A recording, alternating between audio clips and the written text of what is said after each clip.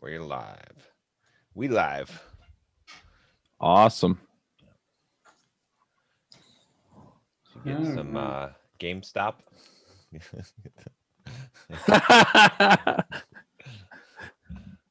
Hey, they were pretty valuable company there for a while. They still are. They're really valuable right now. They're like very, very valuable. $343 a share from $5 a Oh, share. really? Yeah. Craziness. This is interesting. So Oh my my response to gosh. this is to buy $50,000 of Ethereum today, is what I did.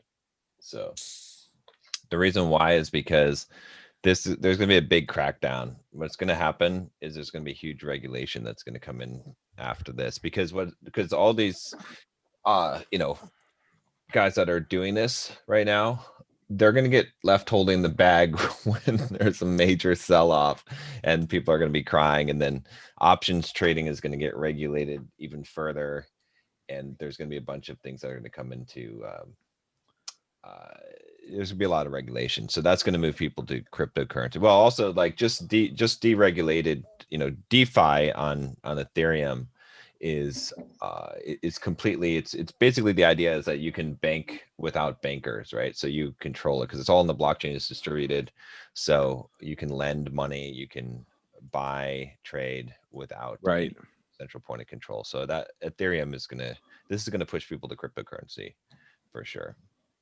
I just thought it was interesting that people figured out that these hedge funds were shorting Mhm. GameStop and some of these others, and they were like, "We're kind of tired of these people." Yeah. It's also interesting too because I don't know. I kind of morally object to both sides for different reasons. The people who are doing this, there's not really a positive thing that's going to come out of this in the market. They're going to crack down on some of this stuff. And yeah, like you said, at the end of the day, eventually the stock price is going to come back down to what it's actually worth. And when that happens, the people who sell off last are the ones who are going to lose money. Or the people who buy in now and then don't sell off in time are going to lose money. Yeah. Yeah. So I have an issue with that. I don't really have an issue with hedge fund managers insofar as like they're making good money and they go live the high, whatever, right? I don't care. Um, the issue I have with the hedge fund managers is that some of them have a reasonable expectation that the government will bail them out if they screw stuff up, and I don't think that's right either. That's the only beef I have with any of them, is to the extent that they count on the government to hedge their losses. That's more of the banks, the big, financial That the banks do it institutions. more than the yeah.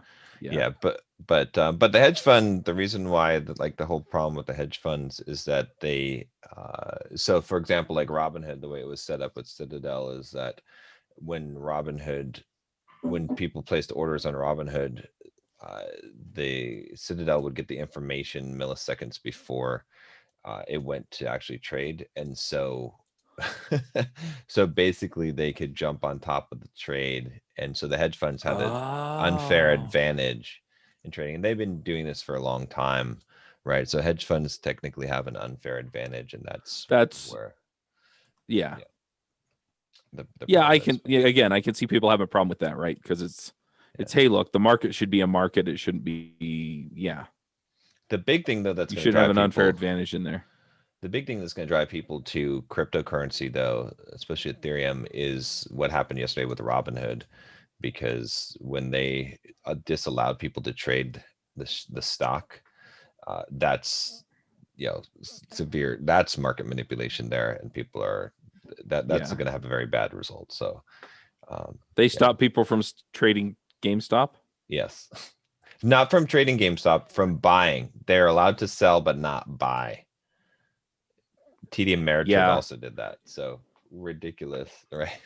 Like that's complete Yeah, that market. is market manipulation Yeah, because they're because protecting the hedge that only funds. drives the price one way. Yeah. Yeah, so it was yeah, not good. So I don't know. Like I said, the big lesson in all this is that decentralize, right? Same thing has happened with censorship, right? Censorship is pushing Yeah. people to decentralized networks. So that's the future, is things are going to be decentralized, so there's not a point of control. and Ethereum is what most of this will be built on, in my opinion, because Ethereum already is able to do this and build. You can build financial. I mean, it's a programmable, decentralized network, right? That's the thing. Yeah. So. Yeah, until the government comes in and centralizes stuff under it. Well, you can't, because it's completely decentralized, because it's all nodes, because it's there's no way, there's no point of control. There's no way to take I understand that. They're going to try, though. They're going to try and regulate some of that away so that they can put their meaty fists on it. They can only really regulate like what happens when you sell the assets, if you sell to US dollars, but there's no way to stop, aside from stopping the internet, of stopping DeFi at this point in Ethereum. I hope you're right. Yeah, I'm 100%. But I never underestimate the government's ability to screw stuff up. So no, I'm 100% certain on that, just based on the way that it works. So like the short of it is that you have basically millions of nodes out there, and so anything that happens on the blockchain has to basically anyone has access to these nodes. So think of it as it has to be validated across the network, and right. I understand how it works, but I'm just saying, if there's any chink in that at all, that they'll find it and they'll regulate it, and, or they'll just, I don't know, anything they can't control, they seem to violently oppose. I don't know. It'll be interesting. We're seeing is like the revolution that you're seeing in the streets is nothing compared to what just happened yesterday. Like storming the Capitol, that's nothing. All that stuff is nothing. What happened yesterday, that's something. That's huge. It changes. Like the financial industry will never be the same. It's a historic event. This will be in history books, because it is completely going to change the financial industry. Because now it's not safe to basically, it's like, so this is like this like cancel culture for finances. Right. So now any, like the metagame has completely changed. Now there's always a repercussion. There's, and this has only been organized one time. It'll be organized multiple times. So so basically it changes everything. So that's why I said I think Ethereum is the best bet right now based on this, rather than everyone jumping into stupid GameStop and trying to make money off of that. That's a dumb bet in my opinion. So we'll see. Well, with GameStop, you've missed the boat at this point. You wanted to buy in when they started hitting it. Yeah, I mean, I still think that it may go up. I still think it may hit like that's possible. But the reason why is because what happens in this position right now. So more of the stock was shorted than what exists. So there's about 120% to 150% that was shorted. So what happens now is, so these guys drove the price. They bought options, and that they have to keep buying it in order to meet their obligations on their shorts. Right. Well, so they got margin calls that are coming in now, and so because you can only extend when you sell, when you short a stock, you sell. It's basically on a margin, and so when your losses hit a certain amount, you have to liquidate your position. And so what's happening now is a lot of these hedge funds that are in those short positions, they have to cover. So they basically have to buy. So because they have to buy, it's forcing the price up. It's not just the Reddit users that are buying now. Now it's the hedge funds that are spending billions of dollars to buy GameStop stock in order to cover their losses, which drives the price further and further up. So I think we'll still see it possibly climb. It could get to like 500 or 600 before all the shorts are covered. So you explained it better than I did, but that's my understanding too. And it could go on for several weeks depending on when they have to fill those obligations they have with their short positions. The big question is whether or not the government will step in like today or tomorrow and protect the hedge funds by freezing the price or doing some. Please don't. If you're a legislator, just let it ride. And if you're going to put up regulations, just pay attention to how you can do it without screwing up the stock market any worse than you already have. We'll see what happens. Speaking of which, let's talk about making money. Yeah. money. So I had a development. I've had two developments. Okay. One good, one bad. Which one do you want first? The good and the bad. So the good development is I have people setting up calls like freaking crazy. Yeah. So Okay. I'm probably averaging about a call a day at this point. Did you roll out the new introduction, or is it just the old one? When the new ones go out next week, I'm expecting that to go up. So how many calls do you have booked? So I've done 4, and I have another 5 or 6 booked. Sweet. And people are still signing up for calls. Like I had 1 or 2 people sign up today. So Sweet. I think people are just, as they hear the message and as they get one that clicks, right? Because a couple of them said, "Oh, well, I heard you say, do you want more exposure for your freelance business?" Or, I heard you say, "Do you want to get paid more, or do you want a more rewarding position?" Right. And so I kind of poke them in the right spot, and then they go, "Oh yeah." And then they call me up, and what's funny is nobody really has any doubt that I can get it for them. The only thing that I'm getting from them is I'm getting a little bit of pushback on the price still. Like people are willing to pay up to $500, $600, $700, but not $1,000. Okay, because the value is not clear to them just yet. But yeah, it doesn't matter if you get them at $500 a month, and if you get 20 or 30 people in there compared to getting $1,000 a month for 10 people. It's the same thing.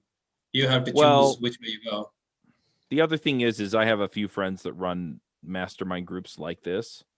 And when they started, I have one friend, Cliff, he started out at $1,000, and he doesn't even hide his pricing. Right now he's charging $2,250 per month.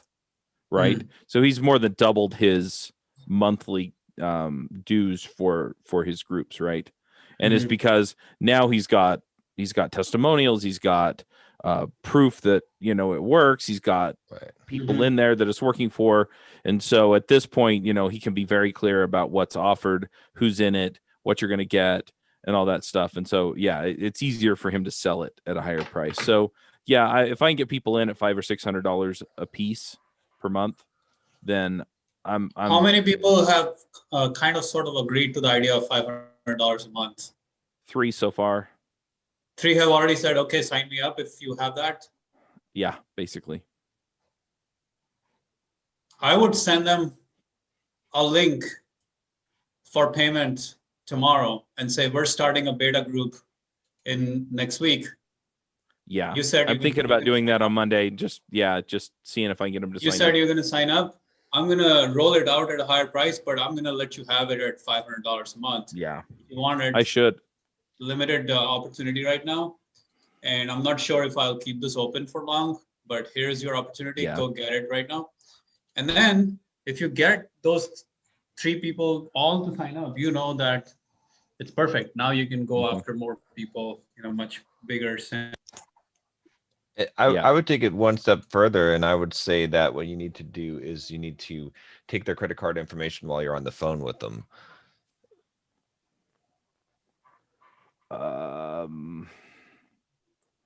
Well, yeah, but I don't really. I guess I could put it into the payment form myself, but I don't. A sales call, right? So then, I have told people it's not a sales call. You don't have to walk. Oh, you told them it's not a sales call. Oh, okay. Yeah. Yeah. Okay. I mean, you could. Yeah. I don't know. Maybe you don't say it's not a sales call. Maybe you just don't mention that part, because I mean, you don't even have to take the credit card information like verbally. You can just walk them through. You can be like, okay, let's get you signed up right now. Just click here. I'm going to send you this link. All right. Because 90% of the sales will drop off that you could have had. Like when someone agrees to it, you need to get them to pay right then. Yes and no, because people who are interested, once you've struck a chord with them, this is market research. This is not supposed to be like. Yeah, that's true, I guess. Yeah. Like he's just trying to understand what the market wants. It doesn't matter if these 3 people were not going to sign up, but he's just learning from the market, and you have to let the market not feel threatened by a sales call when you're doing it, and be in integrity with that so that they will actually continue to do business with you. The other thing is once I have the beta group, then I can, as I talk to these people, I can come back to them after a couple of days and say, okay, I feel like you'd be a good fit. We do have a beta group running, and then ask them to take the next step. Yeah. You should just push the pedal. If 3 people said yes, just send them the payment link and say, hey, I'm going to give you guys, like, I know I'm going to charge higher, but right now you can have it at this bottom price just for the time being. What would be interesting, what would be exciting is if you can actually get them to sign up without having to have another sales call, right? If you can just get them to sign up off of this for a $500 a month membership, then you can literally change the next set of like intros and outros you send out, and you just say, hey, I have this mastermind, set up a 15-minute call with me to see if you qualify. If you do, to see if you are a good fit, and that's it, right? Because now it's an explicit sales call, and you're going to give them the opportunity. Because if you can see that people are buying for $500 a month without really in a 15-minute conversation, you're off to the races. You don't have to worry about long, drawn-out sales calls. It's just a test. We'll see how many of those guys sign up. That's the question. But if I can fill a group of 10 to 12 people at $500 a piece, I mean, that really starts to make a difference. And then if I get 2 groups, then I can really start looking at time horizon for when I can quit my job. So I'm good. I think you should push the boundary on this. If you are getting so many calls, you should just keep pushing it, and also start with send out the new introduction, this new intro and outro, because that's going to change the game again. And you can also say, like, depending on how it goes, have you said it's not a sales call in those intros or outros? I have. Okay. Keep going. I think there's no hurry. It's good market research. You're going to get some good data, and you can just hit them with the offer. You can be like, okay, I told you it's not a sales call, but I'm assuming you said $500 is good for you. So maybe when I do open the group, or as I open the group, I'll let you know. And it'll be a limited time opportunity to sign up. When I do send you an email, there'll be a 48-hour opportunity or something to sign up. Right. Or when I do open it up, just sign up and we'll be off the races or something like that. So that way you build some sort of an urgency with them to sign up right away rather than them dragging feet. So you can get them on the call to create urgency, or you have to create some sort of a urgency while you are in the discussion to do that. Like set up the urgency in their mind when they are about to, like when you're about to be done with the call, saying, okay, I might be starting, we have a group that started, and currently people are going in at this price point. So I told you this is not a sales call, so I'm not even gonna pitch you anything, but I'll send you an email later on to give you the details on what's gonna happen. Right. And if you do decide to sign up, just go ahead and do that. If not, no big deal. But know that the price will go up later on. So you're playing with as soon as you start getting response from the marketplace, now you're off to the races, because now you can just use that response. You can set up a $500 program, you can set up a $1,000 program, you can set up a $2,000, because you can wait out for people. You can find the people who will pay $1,000. And I think partly it might be because you haven't created the value proposition in their mind just enough, and that will come over time. The more you repeat, the more you have these conversations, the more you will see. Like the question is for the developer out there, like making an additional, like the question I want to ask, and the thing is, you cannot, this is the other thing, in a call like this, you cannot set up the value. That's why the sales call is crucial. The sales call is where you set up the value. To me, the sales call is this. You set up uh, what do you call high price product? When you're selling a high price product, high ticket coaching or whatever, Yep. the sales call goes like this. You have to show them the hell, you have to show them the heaven, the logical hell, the logical heaven, the emotional hell, the emotional heaven, and then ask them, how will you get there? Right. And show them that they can't do it themselves, or if they try to do it themselves, they will just they have to basically surrender to the idea that they really can't do it themselves. Or Yep. if they try to do it themselves, they're just going to go through a lot of pain compared to working with you. Yep. So when the hell is being stuck in the stupid job that I don't really like, and the heaven is I can have whatever, like I can have the dream job that pays me double the money. If the guy is making $100,000, and the hell is I'm stuck in the stupid $100,000 job, and the heaven is I'm gonna get a $200,000 job within a 6 month or a year period. The question is, how much is that delta worth to you? Right. Right. Well, an amateur would say, oh, it's worth $100,000 to me. I'm like, Right. no. If you think about it, over the 10-year career that you have, or 20-year career, It's worth that's $1 not million. $100,000. It's $1 million. So the question now is, how much are you willing to pay for it, right? Right. So once you frame the discussion like that, once you can show the emotional heaven, and you can really tune in to all of these, you have to really tune in. Like, why is this a challenging situation? Why do you care to leave this job? Why do you not want to be in this job? What's so bad about it? Tell me. Right. What's so painful about it? Like, let them cause pain on themselves. Ask them, like, get them to inflict pain on themselves. And then you go to the heaven and you say, okay, well, let's paint the greatest possible picture. What would happen if you became a highly sought after developer? Okay, you double your salary, but is that all you wanted? I'm sure you could do more. What else could you do? Could you write a book? Could you become a speaker? Could you become this? Because all of that is possible. What else do you want?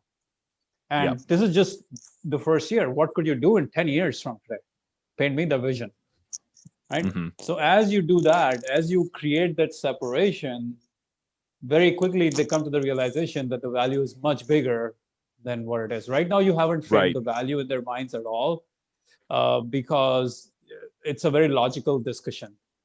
Right. No, that makes sense. You have to go into full-blown sales calls to set the value in their minds and to get them to pay $1,000 a month easy. Yep. Once you do that 10, 15, 20 times, then it's much easier to just sell it on much more autopilot basis. Even then, you will need those sales calls when you're selling at $1,000 per month. Oh, yeah. But you will learn to do those sales calls. But remember, like, your 15-minute calls were not designed for something like this. Right. The heaven and the hell, right? The heaven and the hell has to happen in a 60-minute call. So you could, like, go after some of these people and just pick them off and start the call, or you could just be like, all right, guys, let's have a call, and let's have a full-blown call, and then you do a sales call and all that stuff. Now, you do need a sales script for it. I can send you the sales script that I use, or sales system, not a script. I'll send it to you. It's basically what I just told you, the heaven and hell. That's what I'm always thinking about. Show them the heaven, show them the hell. Keep painting the picture between this and this. Keep separating the two as much as you can, and let them do the separation. Don't try to be the person who says, oh, your career sucks. Oh, you are stuck in a bad job. Oh man, you must be suffering. No, let them tell you how they're suffering. Let them cause the pain to themselves. Because as soon as you say, oh, your career sounds terrible, or your job sounds terrible, they're gonna start hating you for saying that. But if you could just be like, yeah, tell me more. Tell me why it sucks. Oh, damn, your boss does that? What else does he do? What kind of shit is he doing to you? And you keep digging it, and that's where the goal is, right? You keep creating so much pain in their mind that they're like, fuck, man, I don't like this shit anymore, right? They have to come to the conclusion, not you. You shouldn't have to tell them that, damn, your life sucks. They should realize, man, my life sucks. And then you go to the heaven, and you get them to paint the heaven, and you get them to paint a bigger heaven than they can. And then you get them to admit that they can't do it themselves. This is it. This is really sales, like high ticket sales. This is the 3-step process. The heaven, the hell, the heaven, and the admission that I can't do it myself. Right. Because once you get all 3 of these things right, once you get the hell, which is horrible, the heaven that is amazing, and the admission that I can't do it myself, now what are they going to do? Yep. Right? Yeah. If they don't admit that they can't do it themselves, then also you're in trouble, because then they'll be like, oh yeah, I can figure it out. Now you're in trouble. Yep. So they have to admit, you have to ask like, okay, so you think you can do it. How come you haven't done it yet? Yep. Yeah, that makes sense. You're a smart guy. You can figure it out. Why don't you figure it out? Yep. Like, you really have to tune in that feeling that shit, I could do it so much faster, so much easier with you compared to try to do it myself. Yep, exactly. Yeah, and that's the, I think the leap, right? Is that,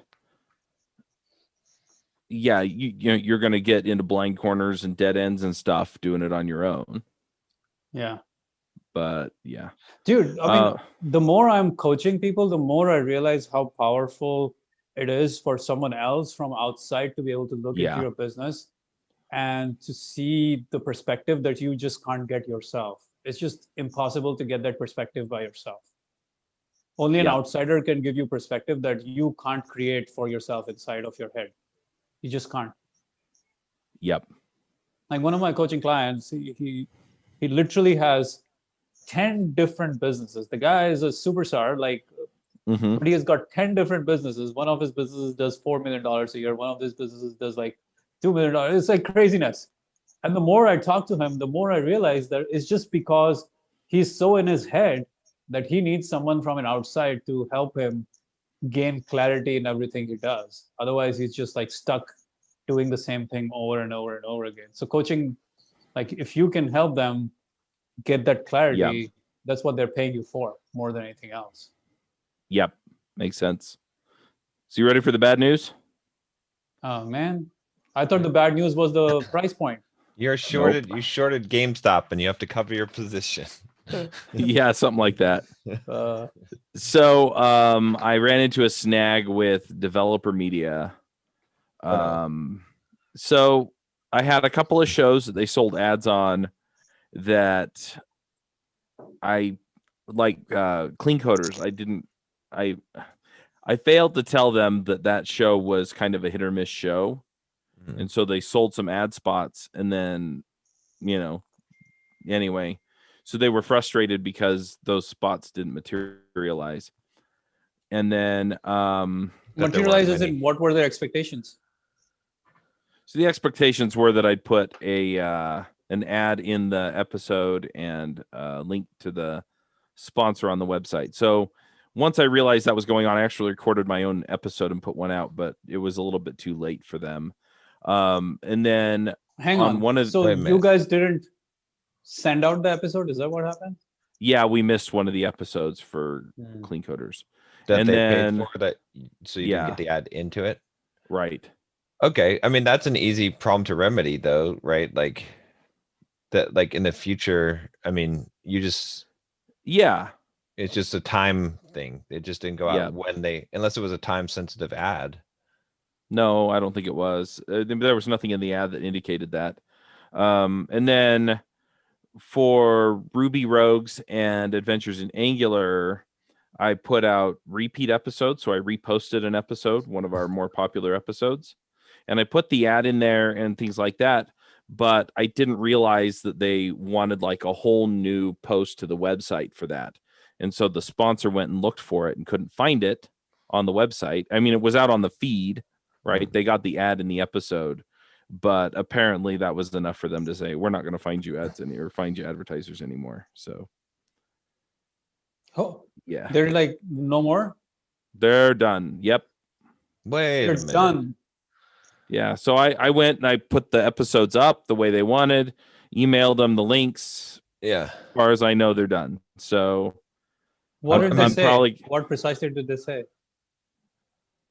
I haven't heard back from them since I sent them the links, but it didn't sound like there was any chance that we'd get them back. So, but what was the communication that went back and forth? This is really weird. I mean, This is a little too abrupt. I mean, snags like this will happen when you're starting off a communication system, human interface. Yeah, you think? I mean, I take full responsibility for not getting the ads out the way they wanted, but yeah, I mean, some of this is the fact that I'm still training Michaela on some of this stuff, and some of it's the fact that some of these shows are in limbo, and so I'm filling them in as I go, and some of it is just they didn't understand how podcasting works, right? Because the episode went live on the feed, it's in the show notes on the feed, but yeah. So let's see. So she sent me a list. You can remedy this so quickly. They say, "Oh, the link is not there," and you're like, "All right, here we go. I've put up the episode. Here's the link." Yeah, but she didn't email me until there were 2 weeks where they couldn't find the episode. So so she sent me a list of episodes, right? And I emailed her back and I said, look, I'm training a new assistant. And so she actually missed putting one of them on Views on Views. So it didn't get edited into the episode, right? I was like, look, this is a new way of doing things for her and for me, and it won't happen again. And then I said, look, we have a repost on Adventures in Angular for 2 weeks ago that included your sponsorship message you're asking about. We're also getting back on a regular recording schedule with a new panel on that show. The Ruby Rogues episode that you asked about was also a repost. And then I said, and I'm having some issues getting Clean Coders interviews lined up, so we'll probably run some reposts on those over the next couple of weeks, right? Because then those go out, they get their ads out and things like that, and people like listening to the Uncle Bob and some of the other episodes that we have on there. If I repost them, they get just as many listens as they did before. So that's what I sent her. So I just pointed out, hey, look, we did some of the reposts. And then the email I got back was, thanks for getting back to us with an update on these podcasts. I appreciate it. As I'm sure you can understand, our priority must remain our clients' happiness and success from the campaigns they entrust us. Unfortunately, at this time, we've had to decide to pause our partnerships and will not be selling sponsorships for devchat.tv beyond those which materials were provided for January 12th, 19th, and 26th. Once these podcast episodes have aired, please do send us links to them, and we will work with our accounting department to coordinate payment to you for these. So, yeah, I mean, yeah. So I emailed her back. I sent her all the links. I'm just going, I mean, I get them being frustrated about like Clean Coders, right? Because that really didn't happen the way that they wanted. But I didn't get a call. I didn't get an email until this was going down. Until 2 weeks, there were 2 weeks of issues, and the episodes went out. It was just they weren't on the website because they were already on the website, right? As old episodes. So that frustrated me some. The other issue is, but they did go on the feed, right? They got what they paid for. And then the other issue that just frustrates me with this is, I didn't hear 2 words about it until this. And really, what kind of pushed it over the edge was I emailed them on Monday because we couldn't get access to the list of ads that they had scheduled. They had it in a spreadsheet on Google Drive, and we couldn't get access to it to line them up for the ones that are coming up this next week, right? Because Michaela was getting those all worked out, so Jib could edit them and we could get them live. And she's like, I can't get to the spreadsheet, so I went and looked for it. I couldn't get it either, and so I emailed them, and I'm like, guys, what's going on, right? And that's when I got this email. I got this email yesterday, 2 days after I emailed them about this, and I'm like, sorry, but I'll fix these issues, but you got to communicate with me. I mean, yeah, some of this got messed up, but yeah, do you have a lot of it's easy to fix. Do you have the names of the sponsors that they were going after? Yeah. Okay, so you know what you can do. Oh yeah, yep, I know exactly what I'm going to do. I'm going to go reach out to these folks. Yeah. And you can cut them a better deal. I can, because I don't have a middleman that's getting paid on this. Well, hold on. burn. Okay, you're talking about. I mean, your deal with developer media is worth what, $10,000-$15,000 a month? Maybe, yeah. Okay, do not. I'm not going to do it. I'm not going to do anything until I hear back from them. No. Okay, talk to the sponsors that were upset. Yeah. Personally reach out to them, get on a phone call with them or a Zoom call and just say, hey, I just wanted to, like, but he doesn't necessarily have contact information. He doesn't really have like random people he can reach out to. I'm pretty sure I can find you can get them. You can get them. So get on a call with them and be like, look, I just, I really want to make sure that my sponsors are taken care of. It's really important to me, with my, I take pride in my podcast network and in making sure that I take care of the people that are sponsoring. And so, I just wanted to let you know that I take full responsibility for what happened. I and just tell them what happened and then say, look, what I'd like to do is this. I would like to, give you some extra, just extra advertising for free. You know what I mean? And, and I also value my relationship with developer media. So I would appreciate it if you would tell them that, that you would continue that you'd like to continue sponsoring with me. And so just do that with both of them or however many there are. Yeah. And then let them come through with developer media because you don't want to. I mean, you can reach out to them individually and potentially pull them on, but it would be better if you have developer media handling all this for you and selling sponsorships for you, because that relationship over the long time is going to be better for you and a lot less effort. So that would go far to restore that. Because the other thing you probably should do is at least set up a Zoom call with the person who's in charge of doing this with you and try to have a conversation. Yeah, that's rather than just say bye-bye. That's what so that's what my email to them basically said was, hey, can we talk about this? Right. Yeah. When did you send that? This morning or last night. It was last night. I sent it last night. The issue that I'm a little frustrated though, because I mean, I have messed up sponsors in the past, but they're always willing to work with me to just get on another episode. And I always make it more than right because I usually give them 2 when I screwed up.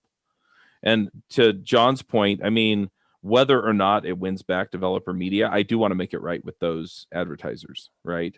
So I definitely will reach out to them and see what I can make work. But I don't know. I mean, I feel a little bit betrayed by developer media because it sounded like this was going to be a great deal, and that the first hint of trouble, and I let them know where I was in limbo with all but clean coders. I was like, look, I hired a new person, we're training her, blah blah blah, and I feel like I just got kicked in the head for, instead of them reaching out and saying, hey, look, there's this issue, can you solve it? Right. But you don't have to worry about your feelings about this, unfortunately. Exactly. Because it doesn't matter whether you feel betrayed or pissed off or anything like that. All that matters is, can you make it right to them? And this is business, right? Yeah, fair enough. You feeling betrayed wouldn't really change anything. But what's to keep it from happening again? You staying on top of it. They expect you to run it like a business. The only thing that will stop is that it never happens from your side. Yeah. That's what keep it, right? That's what they're trying to say. They're not trying to say that we're not going to do it for random reasons. They're giving you precise reasons that you could remedy. But unfortunately, they're saying no more, which is what you need to fix. Maybe they will come around. Maybe they won't. We don't know. But shit. Yeah, see, the problem is you're going to face this with this because when you're directly working with a sponsor, okay, if there's a gaffe or something, it's not as big of a deal. It can be fixed. It can be, it's you and them. But when you have the third party, then they're selling to their sponsor, and these sponsors that they have, remember, they're advertising on their newsletter, they're advertising on their ad network. So they've got big fish that are paying them, tens of thousands, maybe $100,000 a month, some of these sponsors, right? And so when they get pissed off and it makes them look bad that they have someone that didn't deliver. They can't be like, oh, well, our guy did, Chuck didn't do what he's supposed to do. They have to say, no, it's our mistake. And so they don't want to, Okay. you know what I'm saying? That's why it's like they're acting much more severe, is because it's not like a $2,000 sponsorship on the line. Right. For them, it's like $100,000 a month sponsorship potentially for some of these bigger fish. You know what I'm saying? So that's why they're protecting it. They're like, well, if we sell things that we can't deliver, then we're going to be in big trouble, and we don't want to have that liability. So that's probably where they're at. So you just have to restore their confidence. That's why I said, like, contact the 2 sponsors or whatever, and have them send a message, and then get on the phone with them and just like restore confidence to show how it'll never happen again, and you'll be able to fulfill whatever sponsorships and I would reach out to developer media before I would reach out to sponsors. I would try to fix that relationship. Only if they just fail, like if they just say, no, guys, not working for us, then you can go out to the sponsors and try to fix it that way. Because if you go around them so quickly, then they'll be even more ticked off. They're like, this fucker just like he's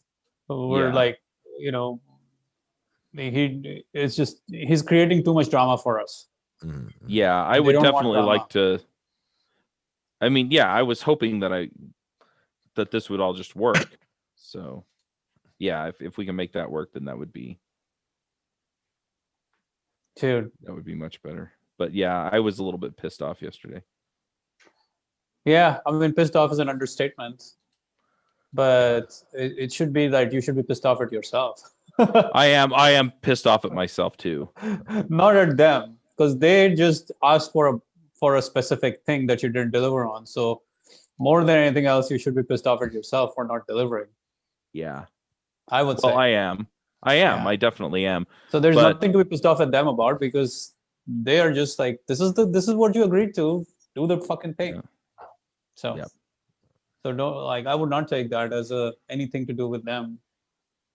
Okay. And you should convey that to them that it was my fault. I will step up and I will improve it and I will change it and I will take care of it, and not. Yep. All right. Well, hopefully they get back to me soon. But dude, man, two diametrically opposite paths, which could have both coexisted. Yeah. Even if you have to give them their money back and be like, hey, I'm not going to charge you for those sponsorships, you can refund your client or whatever, like that would be worth restoring the relationship. I mean, whatever you have to do to make it work, because this is big. You know what I mean? Yeah. Like, this is like the difference between you surviving and not with this business. I'm just frustrated because I feel like, I mean, part of it is I'm really frustrated with myself and with the way that, because we screwed it up. I mean, there's no way around it. And I'm partially frustrated that just, it's like, hey, what about all this stuff? And then I give them all the answers and I got kicked in the head anyway. Yeah. It's really like, I think. But there were parts I didn't deliver. So this is stoicism, right? You just have to allow yourself to only worry about things you can control. Yeah. And in this case, it's your own stuff. Like, you did certain things that you didn't follow through on. So you just focus on the things that you. Yeah. And here's a good lesson in this. This is like, this is how I run my email. I was talking to someone the other day because they were like, oh, this person didn't follow. They didn't never replied back to me. I did what I was supposed to do. And I was like, do you not boomerang every single email that you send? Because I do. So when I send someone an email, so for example, my tax guy, my accountant, I send him an email and I ask him, to do something, and he's like, oh yeah, I'll get it done by this date. I immediately boomerang that email 2 days before that date so I can remind him, because and every single person I do that too. I boomerang the email back to myself. No wonder John spends only 4 hours a day on emails. But I don't trust anyone. Like, what I'm saying is that I take it, like, I always put the ball in my court, right? I never, if it's critical, right? If it's something that has to be done, if someone says they're going to do it, I don't I don't assume they're going to do it. I'm assuming they're not going to do it, and then I follow on it. So here's the thing. What I'm saying with this is like for the spot. I mean, just a good lesson for the sponsorship is that they've given you all the information. Like, it's better for you to like communicate and say, hey, is everything correct? Or so what you did again is like you did what you thought was right, or you missed some things, and then 2 weeks later they complain to you and they're like, hey, and then you're like, well, why didn't you call me or tell me there was something wrong? I didn't actually do any of that. I just said, here's the information you were looking for. Here are the episodes you were looking for. No, I mean, you're thinking that. Yeah, I'm thinking it. Yeah. Right. But what I'm saying is that when you publish the episode with the sponsorship, you should perhaps in the future say, email them and say, hey, I just published everything. Look at it. Is everything good? I want to make sure that you're sign off on this. It just got out. Because if there's anything we need to fix, let's fix it. Right. So that you're proactive in it. You know what I'm saying? Just as in the future it's a good, chance to be able to do that all the time. Right. Because then that will prevent this kind of problem, because you can't control whether or not they're going to be an idiot and not communicate for you for 2 weeks when, you know what I mean? Yeah. Then complain and then everyone's angry. But it's better to just make sure ahead of time, because if you have that sign off ahead of time, you're like, then if they come back to you, you're like, hey, the day after I published this, I sent you an email and I was like, look, is there anything wrong? No, I got everything is this everything that you wanted? Does this look good? Then you said yes. So. No, that makes sense. Well, yeah. I mean, the thing you're running into is that they have a machine. They run their business like a machine, while for you, it's like it's not a machine I'm yet. still working on the machine. Yeah, it's not a machine yet. So you just got you signed up for something. They expected it to be a machine. They don't expect you to be anything less than delivering on all the promises as a machine. They can do that, and now you got yourself, because I'm assuming with a 1 million person email list, that's a fucking 10 20 $30 million business. This is not a small business. Right. 1 million person email list, and then not only that, on top of it, they have all the podcast networks and all those things that they have available. I mean, if they're paying you, let's say $100,000 to $200,000 a year, assuming, then they must on their end be charging those guys $400,000 a year, right, to be able to pay you to keep that commission. And you're just one of the many that they can just cut off like this. So that business is huge. I think it's the size of AppSumo kind of shit. It's a big business. It's big as in multiple tens of millions, which means they're running a pretty well-oiled machine, and they don't want to deal with any business that feels amateur. Yep. No, that makes sense. All right. Well, so I did send an email to them with all that info, and I basically, let me see if I can pull it up here real quick.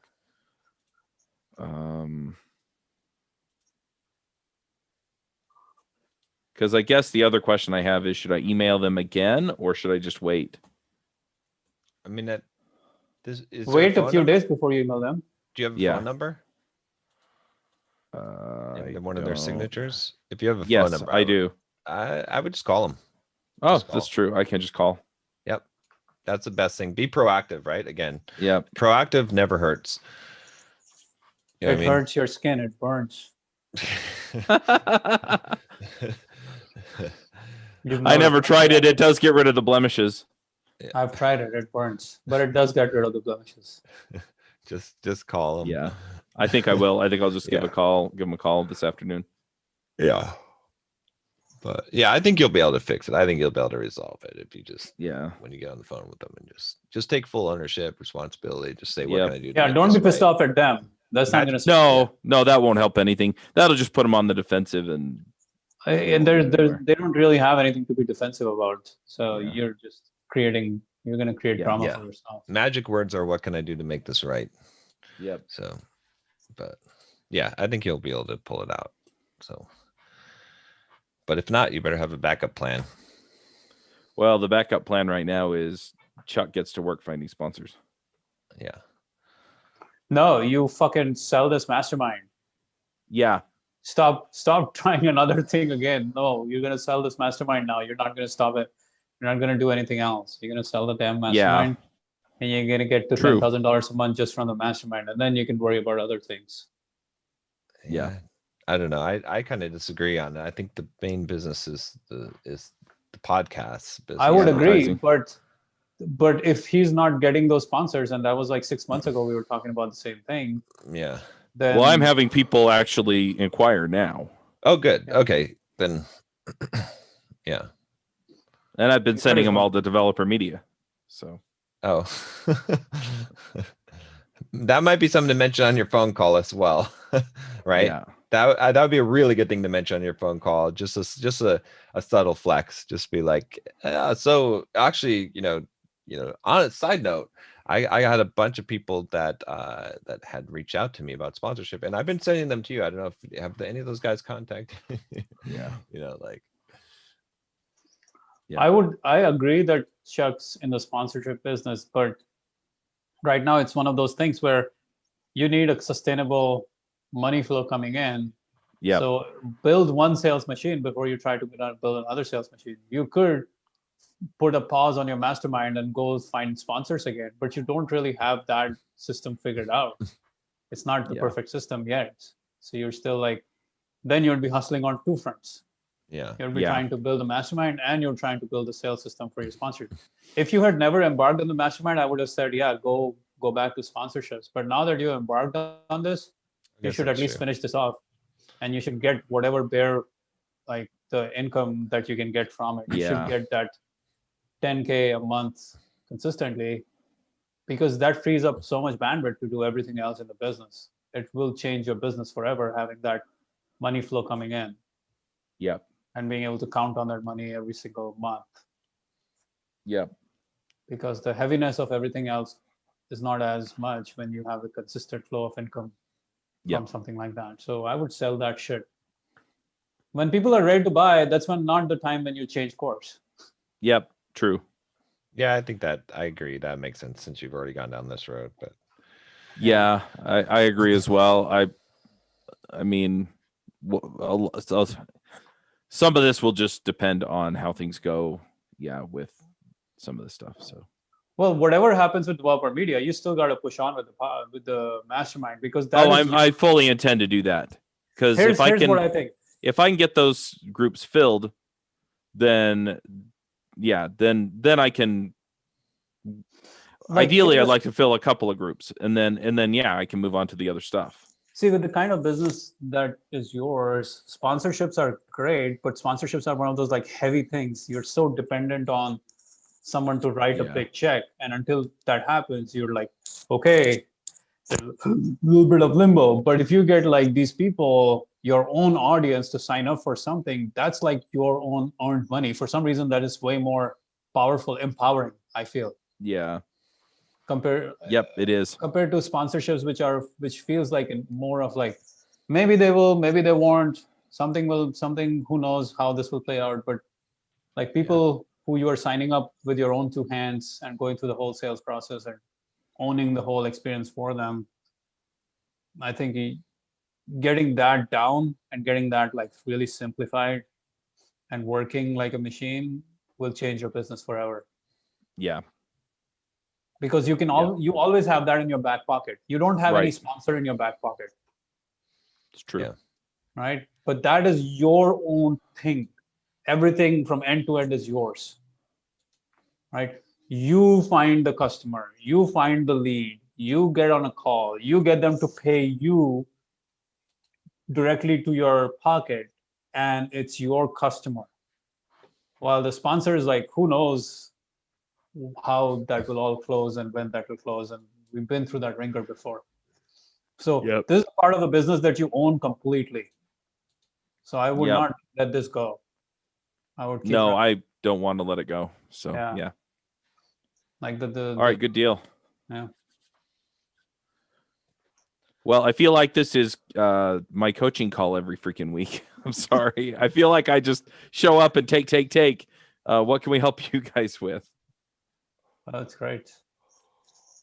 Let me see. What do I got going on? I did the sale. Oh, did I talk about the price increase in Bulldog Mindset? You said Well, that it was on the calendar, but you said yeah. that you were going to do an AMA that I. Oh yeah, that was on Friday. So that worked. Yeah. Yeah. So let's I talk made like about what I made like happened. $20,000 on that AMA. So that was pretty good. So I had which AMA? After our call last week. Remember last week, John was saying the promotion didn't really go as well. The email promotion. Right.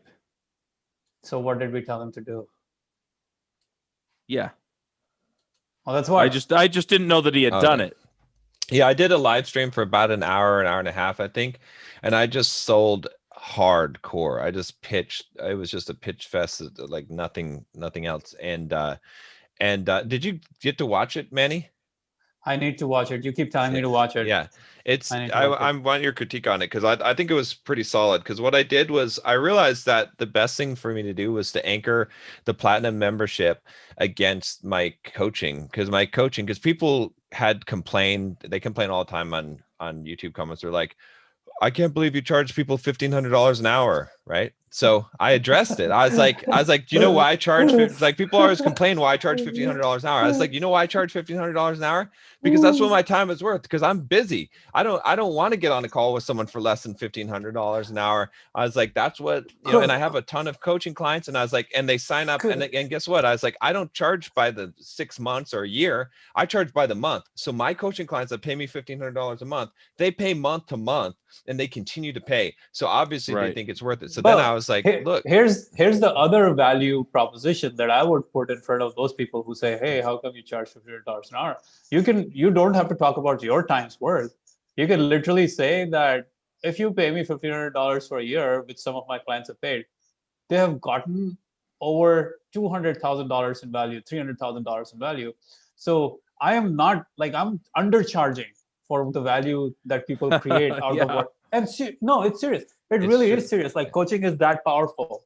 Literally, coaching is that powerful. Well, one of my coaching clients, I think I said it on the live stream too. I was like, just one of my coaching clients just yesterday sent me a screenshot of him making over 100K in January. Yeah. He's like, and when he started out with me 2 years ago, he had no business, nothing. I helped him build his YouTube channel and everything. So anyway, so I positioned that, and then I was like, look, for $800, which is going up to $1,000, the best deal that you can get. You could buy the regular membership, do on the trial, you know what I mean? Get on there before the price goes up, but buy the platinum because that's $800. You get lifetime access, and you get a coaching call basically from me every single month because it's a live Q&A with only the other platinum members, and there's not many of them. Yeah. So, and that's for life. So you're basically getting what people are paying $1,500 a month for $800 once. Right. And so, yes, so that sold a bunch from there. And then I sold, so I ended up selling, I think it was something like 20 something of the platinum memberships, and then something like 60 regular or 70 regular memberships. Amazing. So yeah. Amazing. So I'm sitting at like 906 members right now. And, oh, wow. Yeah. And the price is up now. So everyone who's joining now is paying $40 a month. And I've got a bunch of, platinums, obviously that I sold. I like looking at how much I've sold on the platinum. Let me see what it is. So for the platinum membership at the $800 price, I've sold a total of 42,000 of that so far. And then for the 3 payments plan, it's 10,400. So the platinum's at like 50 or 60,000 because there's still a bunch of payments to come through the 3 pay. So probably $60,000 worth of platinum membership. And then a bunch of people have jumped on to the new $39.97 price. And I had a bunch of people that joined to the $29.97. Unless people are canceling too, because why are you putting this 97 in there? Why not? Like you want to make it less than. You don't want to make it $20. Like it's always better to be 39 is good. Why 39.97? Oh, I don't know. It doesn't need to be 97. The 97 doesn't. It doesn't need to be, but it confuses some people. I don't know. I think it looks better at 39.97 than 39. Because if someone is thinking 3,997, someone out there is thinking 3,997, and it's not one person. Oh, yeah, I guess that's true because I have a lot of Europe and yeah, so the decimal instead of comma, they're not sure. So yeah, that's true. That's not a bad idea to switch that price. I'll put that as a note. Hold on. Yeah. Let me see. But to talk about coaching, like more and more, I have come to realize like coaching is one of the most powerful things that happens to you because it changes your paradigms. Like it. Oh yeah. Literally, like, okay, so I have one of my clients. He was like, oh, maybe I'll sign up later when he was signing up, and I was like, all right, maybe go sign up later. And then finally he decided to sign up right away. Yeah. But then just from one interaction that we had, he wanted to sign up later because he had a bunch of things going on. He had something big coming up, so he didn't really want to devote time to coaching or anything like that. But just from one interaction or two interactions that I've had with him now, it's transformed, like it's changed his business. And not only that, the second interaction has probably brought him like at least it's going to bring him at least an additional $40,000 in his business within the next 1 month. Yeah. Just because when you are running your own show, you just don't know how much you're leaving on the table, and you're just not getting that perspective that only coaching can give you. Only when you have someone who's looking at it from an outside perspective, they can change your business way more than when you are like just stuck in the trenches. You can't really see beyond yourself when you're in the trenches. You need some outside attention to tell you, okay, you are in the trenches, my friend. But like you're doing 25 things, but only 20 of them or only 24 of them are useless. Exactly. Well, one of them actually is useful. That will the way that I see it is when you're in the trenches, all you see is the walls of the trenches and whatever's zipping over the top of the trench, right? And so you get a coach that comes up to the edge of the trench and looks down at you in the trench and says, there's a way out right over there, right? Because they can see it, but you can't. Or, you've got this obstacle that looms large and they're like, look, if you backtrack just a little bit and go around this other way, you're going to get around it way faster than you climb over it. Yeah. It's like being in the forest versus when you are working on a business, when you are in the business, you are inside the forest. Yeah. You're going through the forest and you're trying to find your way. But a coach is not in the forest. He's up high. He's got like a bird. Satellite view on it. Yeah. He's the bird and he can see what's going on and give you a much cleaner perspective on everything that's going on compared to what you can ever create for yourself. You cannot create that perspective for yourself because you're in the forest. So you need an eagle, you need a high level view to be able to look at the business and say, why the hell are you doing this? Why the hell are you going down this path? Why the hell are you wasting your time on this? You're going down the wrong path. I can see it. But the person can't see it because they're stuck in the forest. Yeah, the other thing though is that sometimes I'm able to get out of my head and actually look at, get that bird's eye view myself. But we don't talk about the swamp over there. That swamp, we just don't think about that. We don't talk about that because it's a swamp. And that's the other place where the coach comes in. They go, the swamp is full of mosquitoes and it sucks and it's gross, but you can drain it. Yeah. And it's very hard to get perspective. It's very hard to get perspective on yourself. You can do it very little, but you can't. Like, I know very smart, very high performing people, they will be stuck in their own ruts and they can't get out of their own ruts because they believe they know the answer. Yep. Right. But if they found someone, like if they had a coach who could tell them that, dude, you've been doing this for so much time, you've created this result, but it's not really where you could take this business to a whole new level if you stopped doing this crazy stuff. Or if you do you really have to spend all of your effort on doing this? How much dollar per hour value, all of those things, all the clarity you get with someone looking at your business from outside is insane. It is insane compared to just trying to grind it out yourself. It's just the worst thing to do. And it's in every area of life. I mean, business is just one of the many areas of life where you get a coach. Even in sports, you get a coach. Even in the, what else? I was going to say, when I was in high school on the swim team, my coach would film us and then he'd show it to us and go, you realize that when you do that, it creates drag and slows you down. Yeah. Something as simple as that. You can't see it yourself. You never will. No, you can't. Yeah. Every team has a coach. Every great player has a coach. Steve Jobs had a coach. So God damn it, man. We all need a coach. we can never, it's almost like the way I think about it, nobody should ever go without a coach in their business journey. Because then you're basically bumbling through stuff that you could have found much faster in your journey. Yep. So I have a question, John, because you said that you're anchoring the group stuff, the membership against your coaching. Right. And that worked well, but aren't they fairly different offerings? I guess you pointed out the similarities. I'm just trying to figure out the sales pitch on it.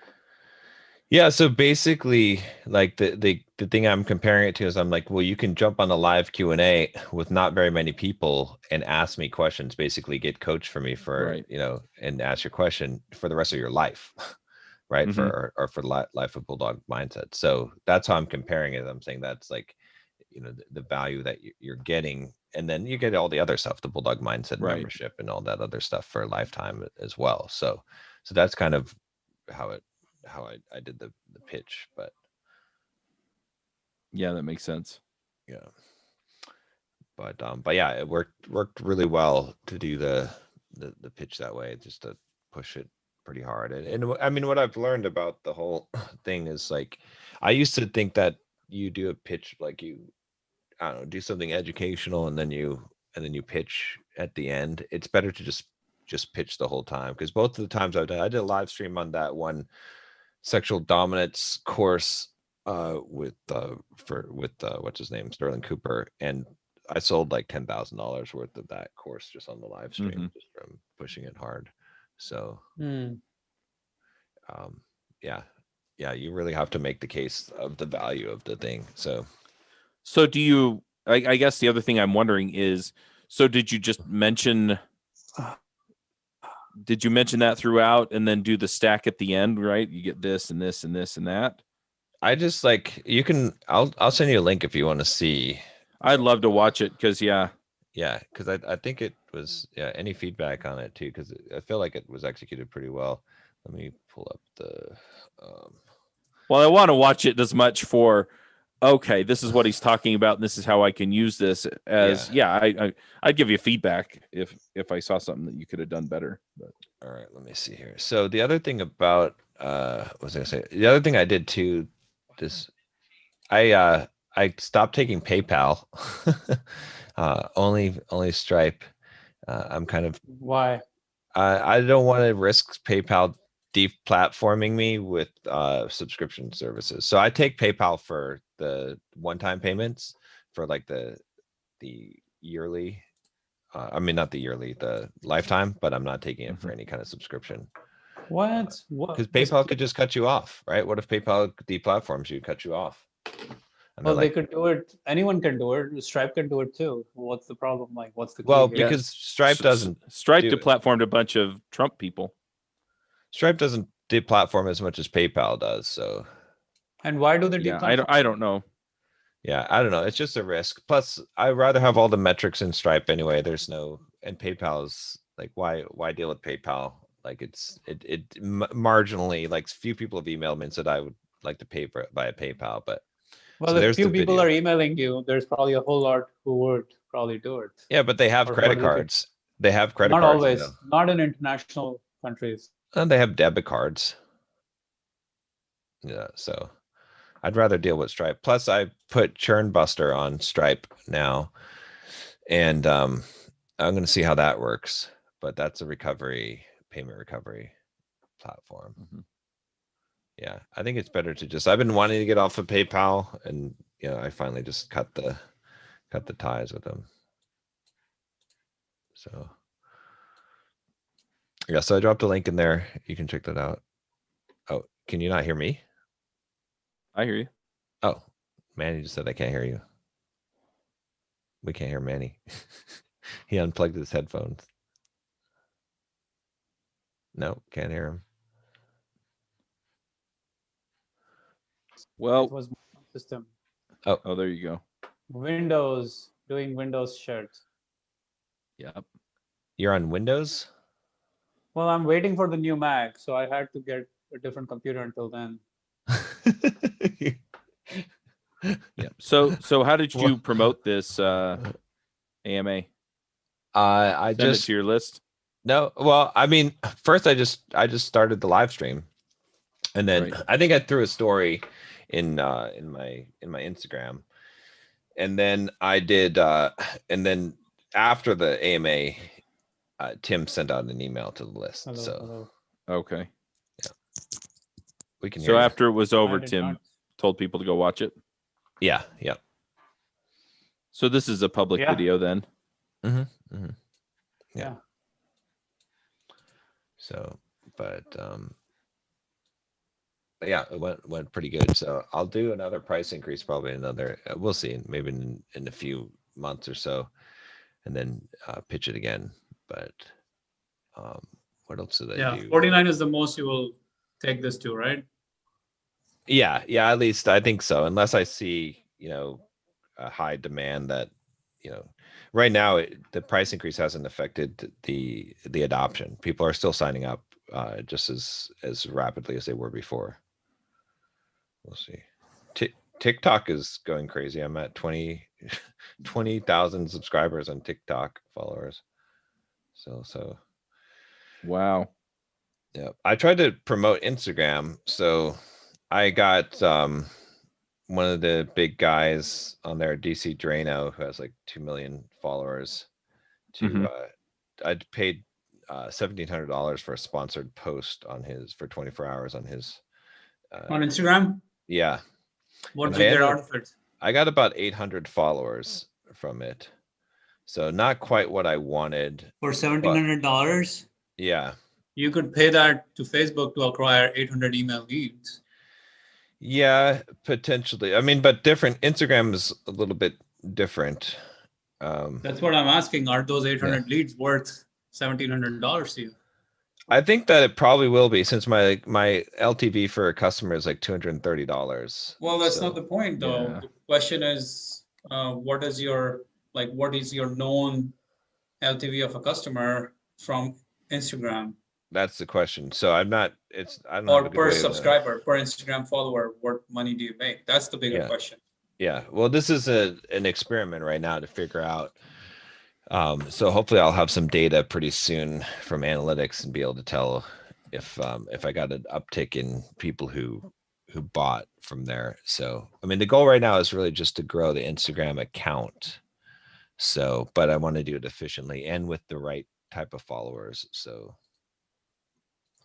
man, when you're putting money into all of these different organic ventures, at some point I have to question, why not put it into paid ventures? Well, because the way that I've been thinking about this actually, and I think that, well, I mean, you can scale paid ventures for sure, but if you put money into organic ventures, it's cheaper. And then what ends up happening is that it's just it's harder to track. It's a longer lead time on it. But those people that come in organically, they do buy eventually, right? Of course, organic buyers buy. I mean, that's why we all have our businesses. Right. But that doesn't take away the fact that the scalability. So here's the thing. This is one of the important things. Like, this is why I think ads are way more powerful than organic ever will be. Organic is like, yeah. I'm laughing because it is working. You're just arguing there's something that could work better.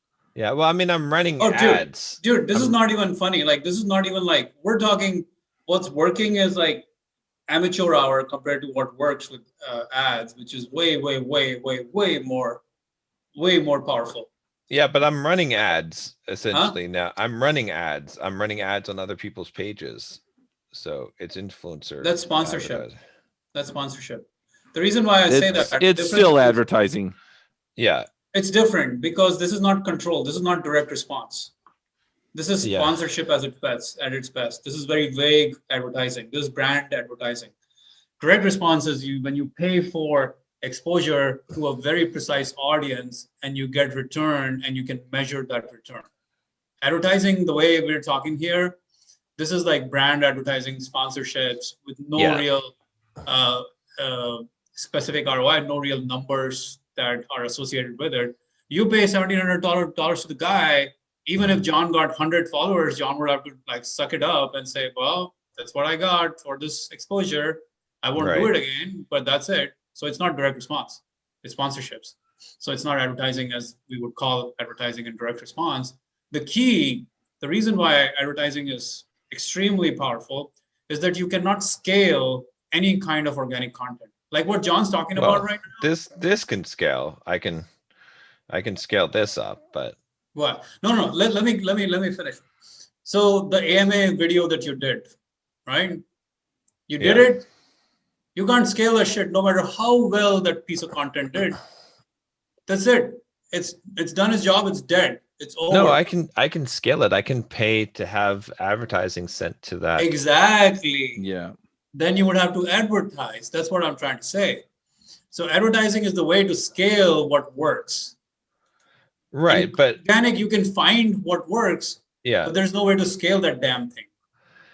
The way to scale the damn thing is through paid, because that's when you can say, okay, only show this message to these kinds of people, and I will pay 10, 20, 30, 40, $50 to get this in front of the right audience.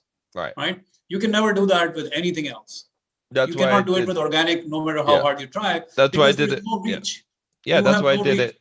That's why I did it on Instagram. So that's how I'm able to grow. Because one of my goals is to grow the Instagram account to about. But Instagram, you're going to sponsors. That's not advertising. That's not direct response. You're going at sponsorships. It's not direct response. You're correct. It's sponsorships. It's got no clear ROI on it. It's content marketing, sponsorship. Like there's no that's not a scalable system that you're going through.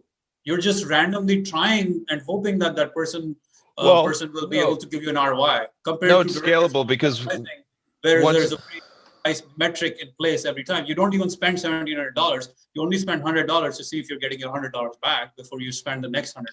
Right. That's what I'm doing. Is I'm checking to see what the ROI is on this, and then you can't tell. You cannot tell me what the ROI is on this. You cannot precisely any measurement on this.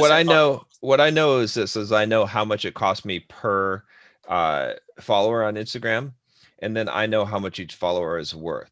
So you don't know. Yes, I do, because I know how many sales that I make from Instagram per month because I track it. And so based on that, how much is your follower worth then? How much is my follower worth? Mm-hmm. Well, of new followers, that's it's about, I'm making $600 per 100 followers. So each follower is worth about $6. So if I'm paying $2 for a follower, it's worth it. All right, now I will buy this, but only if you actually know that the people you got from that guy actually bought. It depends on the source. That's why I have to see what happens in the next week or so if I see an uptick in purchases. And you cannot. There's no way in hell you can conclusively get that data. No, but it doesn't change that it's effectiveness or not. So you have to kind of look at it. It changes the effectiveness because you can't measure it. So if you can't measure it, you can't consistently put out. So if it is effective, why only put $1,700? Why not put $10,000 into this? Well, $20,000. That's the point. Is that I'll scale it up to different influencers on the accounts. You cannot, because you don't know the ROI. That's the problem. You will not do it because you don't know the ROI. Otherwise, if you once I see that it's profitable, then I'll do it. All I have to know is that it's profitable. That's the problem. You can't tell if it's profitable. I can tell if it's profitable. I track. I have the analytics to track Instagram sales. John, you cannot tell me that those 1,700 people you got from that guy or 800 people you got from that guy paid you a dime. You cannot. No, I can see the increase in the Instagram sales. So. Yes, so it's a very vague attribution, which is cool. Do that attribution. And even then I would challenge you and I will ask you, if you can tell me next month, well, I paid $1,700 and I got $3,000 back. So this month, because I know this shit works, I'm going to put $17,000. You will not do that. Yeah. You will not do that. The problem is sourcing the accounts it's too. Not. It's not Exactly. So there's no scalability to the shit. There is scalability. It's just not easy to scale. You have to. No, there is no scalability because you can't source, because you don't know which one of these will convert. While on the traffic that you're buying, you know exactly the kind of audience you're going for. You don't have to worry about which of these guys is actually going to get you the ROI. Well, I know what the paid Instagram is so scalable. I know what the engagement. I know what the engagement is. So I know whether or not it's profitable with Instagram. The only metric that valuable like the account is. That's the question. Is like how much sales am I getting from Instagram? How much money? The only realistic way for you to tell me that it actually is scalable is if you say, I put $1,700 last month and I'm putting $5,000 this month and I'm putting $10,000 next month and I'm putting $20,000. Like if $1,700 is returning you $3,000, you should. No, it doesn't return you $3,000. The problem is, remember, you have a membership model too. So the LTV is like $230 approximately over the life of so you don't recoup that cost immediately. It takes some time to get that money back. It's not a one-time transaction. So it's right. But if you knew you put in $1 and you're getting $6 back, you're going to do that all day. Well, I don't know the LTV on those customers at this point yet. So exactly. But if you had paid media and if you knew that, you still wouldn't know the LTV on the customers because you still need time to figure out what the LTV is going to be. No, because every new influencer, you don't know the LTV on that. Every new influencer is different. Even with paid media, you still need time to know. Right. But with paid media, the scalability is not that big a problem because it's not every new influencer every single time that you're trying to evaluate. Did I actually get a return on this one? I'm not sure if this kind of influencer is the right one. I am not sure if that kind of, no, you're playing a different game there. You're going to the traffic house, you're buying traffic of a known kind, and you're saying, okay, I got 10 sales. How about I give you 10 times the money, give me 100 sales. Well, that's what happens on paid media that you cannot do on influencer stuff. We'll make the money on paid advertising. Exactly. That's what I'm trying to do. And that's what I hope all of us will do. Well, I mean, I'm billing like $30,000 in organic traffic, so per month. Dude, you could do so much more. You could do $300,000 a month. Well, let's see it then. Do it. That's what I'm saying. Let's come to the dark side. Let's start it. Yeah, it's not that simple. It's not that simple because people don't. Okay. Cold traffic doesn't convert as. I will take that as an answer. It's not that simple. That's a good answer. Everything else was a cop out. Yeah, well, cold traffic doesn't convert as well as as warm traffic. So it's not as simple as a good answer. I agree with you. Yeah. So. But that doesn't mean that it's not as effective. No. Of course, it could be effective, but it's a different strategy. Like I said, a lot of what I'm working on right now with that is just growing the Instagram account itself. So. Because the Instagram account has more value as it has more followers, because then it has more clout. So but you it could has a higher degree of influence. You could actually literally run ads and acquire Instagram followers. That's what I'm doing, basically. Instead of spending $1,700 on a sponsor, you could be much more. That's what that was for. That's more efficient way to gain followers. You didn't know the return on that ad spend. It doesn't matter if the goal is to gain followers. That was the goal of that ad. Right. But if you could just literally pay Instagram to do that for you, why would you go about sourcing these followers? It's more expensive through Instagram. Doing it through influencers is better. How much more expensive? On Instagram, it can cost as much as like $3 per follower. I mean, you could probably I'm also working on running some more efficient Instagram ads. So I've got a guy that I'm going to be working with that runs a lot of Instagram ads to just help design an ad for just follower gain. So if I can get Instagram followers for under $1, then I know it's profitable and I'll just run Instagram ads all day on that. So yeah. And I know that on Facebook, people run like email leads for $1.50. Yeah. So to say that Instagram, you can't get follower for $1.50, that would be crazy. It's harder. Instagram is, I mean, you can do it for sure, but Instagram is a tougher cookie. It's yeah. So, and you also want to get the right kind of followers. That's why I like looking at influencers is good, because I know what kind of people are following them. Right. So, yeah. So yeah, so I gotta figure it out. Anyway, the goal is really just to grow the Instagram account right now with that, because I know that the long-term effects of that is an increase in revenue. So All right. Well, I said my piece. yeah. Plus it has a snowball effect too. The bigger your account is, the more that it grows. So. But we'll see. What I really need to do is get TikTok making some money here eventually. So paid ads are the way in the light. Yeah. Paid ads are the way. The only way to scale anything. The way. To scale anything dramatically, geometrically. Everything else is linear. Yeah, it's true. Everything else is like slow growth, linear stuff. Paid ads are geometric. All right, should we do our thoughts?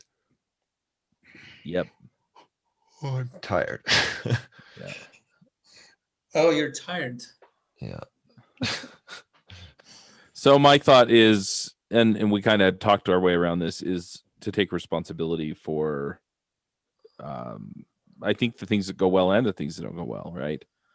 And for me, at least, you know, yeah, I was taking responsibility, but I did also need to recognize that, yeah, I can feel how I feel, but at the end of the day, I still have to take responsibility. So I think it's important. And I think it's important to take responsibility for things that you do that pay off too, and recognize that, hey, you know, that worked. I did the right thing there. Yep. Let's see. I'll say mine is just like with what's going on with I get so many people are like, oh, should I buy GameStop and all this kind of crap, or Dogecoin? And I've been telling them, like, don't try and make money quickly. Stop trying to like hustle, stop trying to like turn $5,000 into $15,000. It's ridiculous. It's a waste of your time. Like, stop trying to make money quickly. Everyone's looking for this quick hack, this quick way.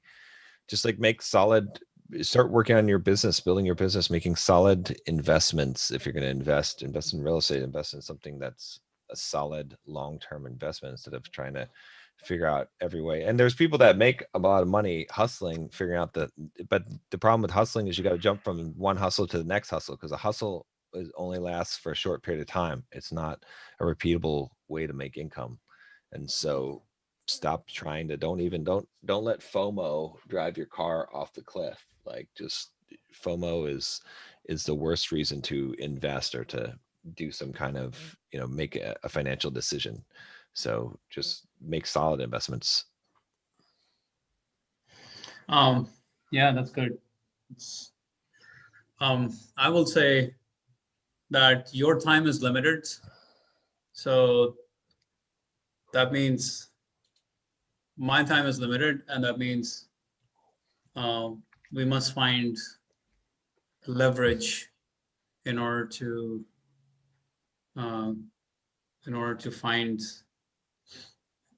grow, because leverage is ultimately, everyone has the same number of hours, but what we do in those hours and how we use those hours is where the game of life is played. And two people with the same hours and the same skill set can be doing two different things, while one person can find leverage, another person, so leverage is the game of speed.